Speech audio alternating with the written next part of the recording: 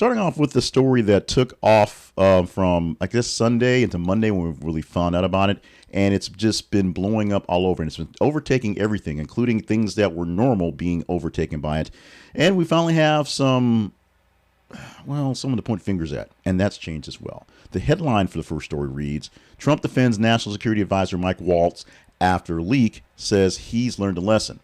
Now, happening yesterday, or happening on Monday, I should say, it was revealed that National Security Advisor Mike Waltz inadvertently added Jeffrey Goldberg, the editor chief at The Atlantic, to a Signal group chat where senior Trump officials were discussing sensitive military plans against strikes against the Houthis in Yemen. Now, what happened was Mr. Goldberg got on this chat. He started reading what was going on, didn't know what was happening, and then 2 hours later, the actual action went down. He thought he was being punked, but he realized that he somehow just got put on this chat unknowingly. On the chat were Vice President J.D. Vance, also Defense Secretary Pete Hegseth, who did most of the talking, Secretary of State Marco Rubio, and although she won't confirm it, Tulsi Gabbard was there, but she won't quite say what was going on. And this got to be a big deal coming up on Monday as the story was revealed. And then Tuesday, as there was already a hearing that had Gabbard and the new head of the FBI, Kash Patel, and other folks online who were part of this little chit-chat. Kash Patel not, of course. They had it got basically it turned into a what's going on in your department to grilling on this thing here. So the response came from Donald Trump, who after the couple days said, I didn't know much about it. I guess whatever. I guess they're using something called Signal. I guess you can use it, which apparently there are some actual statements where you can't use it for certain things.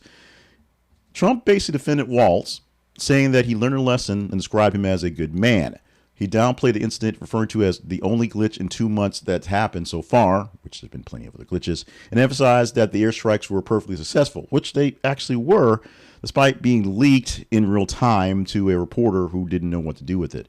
He expressed continued confidence in the national security team and indicated no intention to seek recognition or resignations over what was happening.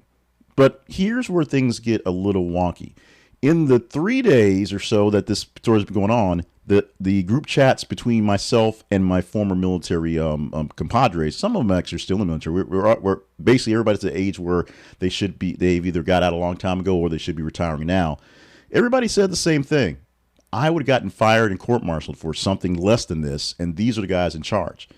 Going back personally, I worked in acquisitions, and the biggest thing they told you in acquisitions was, don't screw up this money. It's not your money, and you'll go to jail for that. And as I was leaving the Air Force, secretaries level type first, or acting secretaries, lower level secretaries, were going to jail for screwing up people's money. So there was a time where accountability on people on the top ends actually did happen. Here, it's not happening.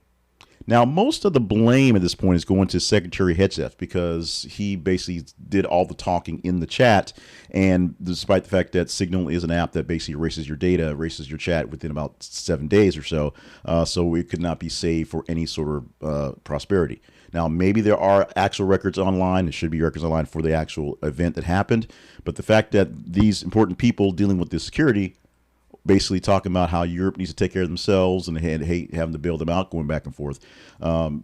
Those chat things, those insider things don't exist unless a reporter tells us about them. And that's what the deal is. We're going to see what happens, as Goldberg has said, because Hegseth said, we didn't talk anything sensitive. There was nothing classified.